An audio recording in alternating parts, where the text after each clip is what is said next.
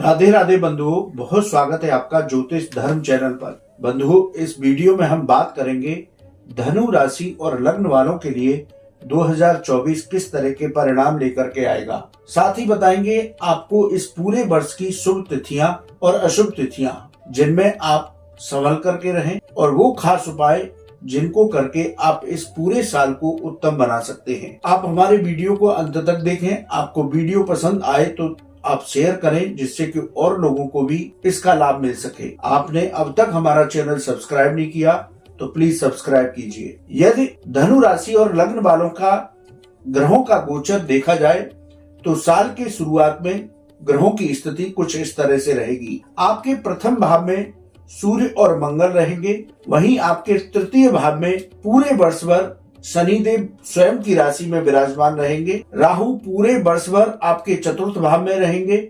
30 अप्रैल तक गुरु आपके पंचम भाव में रहेंगे और 1 मई से ये आपके छठे भाव वृषभ राशि में चले जाएंगे। साल की शुरुआत में चंद्रमा सिंह राशि स्थान नवम भाव में रहेंगे।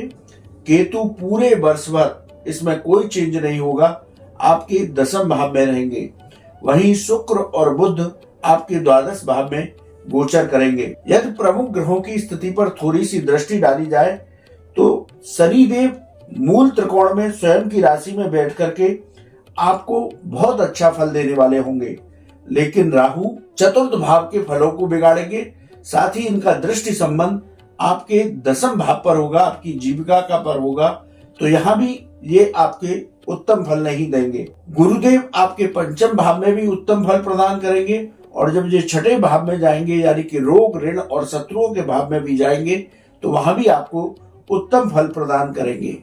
तो अब हम बात करते हैं कुछ खास पॉइंटों पर जो 2024 में आपके साथ होने वाला है। धनु राशि के जातकों के लिए ये साल चुनौतियां भरा होगा। उनको नई नई चुनौतियां प्राप्त होंगी और उनमें वो सफल होंगे। साल की शुरुआत में सूर्य मंगल आपकी राशि में रह करके आपके क्रोध में वृद्धि कर सकते हैं, तो इसलिए अपने क्रोध और वाणी पर नियंत्रण रखें। वाणी की मधुरता को बनाए रखें।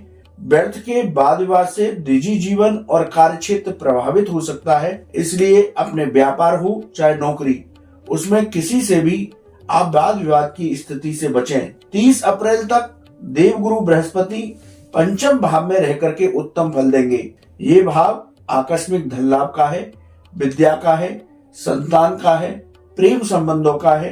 तो यदि इस भाव की चर्चा की जाए तो देवगुरु बृहस्पति आपके भाग्य में वृद्धि करेंगे, आपके प्रेम संबंधों में मधुरता आएगी। नौकरी और व्यापार में आर्थिक उन्नति हो सकती है। संतान पक्ष से भी आपके संबंध मधुर होंगे। संतान सुख की प्राप्ति हो सकती है। विद्यार्थी वर्ग को परीक्षाओं में सफलता प्राप्त होगी। 1 मई से जब देवगुरु बृहस्पति आपके छठे भाव में जाएंगे, ये भाव रोग, ऋण और शत्रुओं का भाव है, तो थोड़ा सा आपके स्वास्थ्य में परेशानी दे सकते हैं, लेकिन घबराने की जरूरत नहीं। धीरे धीरे आपके स्वास्थ्य में सुधार होगा। धन का समन्वय, क्योंकि धन आपके पास आएगा, लेकिन धन का समन्वय, धन का खर्च कुछ इस तरह से रखें कि कर्ज की स्थिति न बन जाए। शनिदेव पूरे साल तीसरे भाव में रह करके आपके पराक्रम में वृद्धि करेंगे और उत्तम फल देंगे। शनिदेव की कृपा से आपके साहस और पराक्रम में वृद्धि होगी। आलस्य छोड़ देंगे तो इस साल बहुत कुछ हासिल कर लेंगे। राहु पूरे साल आपके चौथे भाव में रहेंगे। ये भूमि, भवन, वाहन, माता का भाव है। यदि राहु की स्थिति की चर्चा की जाए तो यहाँ बैठ करके राहु आपको मानसिक अशांति दे सकते हैं, आपके मान सम्मान में कमी कर सकते हैं। प्रॉपर्टी का यदि कोई लेन देन इस साल करने जा रहे हैं तो राहु की वजह से आप सोच समझ करके निर्णय लें।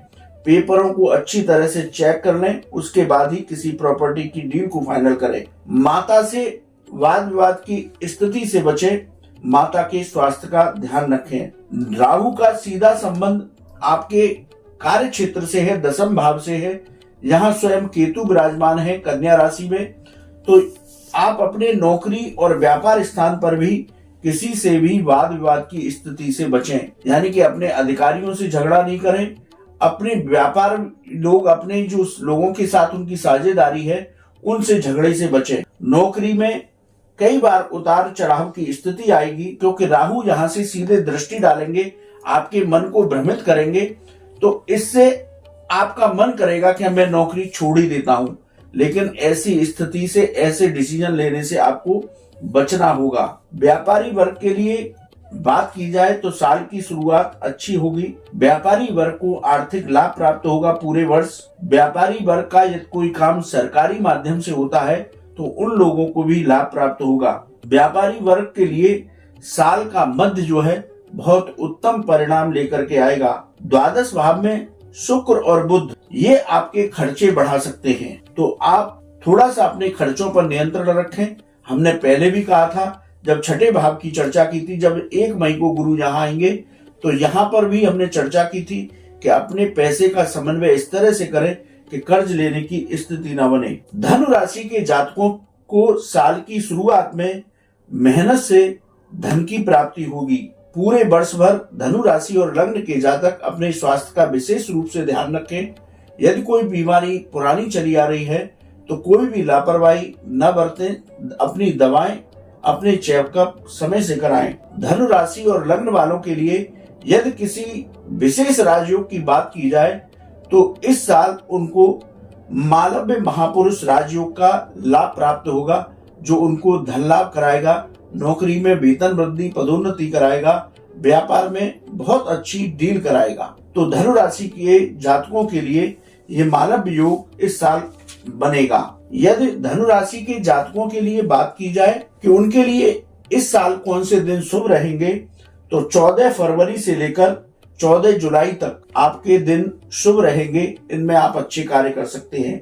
इसके साथ ही 17 अगस्त से 16 नवंबर तक का समय भी आपका उत्तम रहेगा। वहीं अशुभ दिनों की चर्चा की जाए तो 15 जनवरी से 13 फरवरी तक, 17 जुलाई से 16 अगस्त तक और 16 दिसंबर से 14 जनवरी 2025 तक का समय आपके लिए अशुभ रहेगा।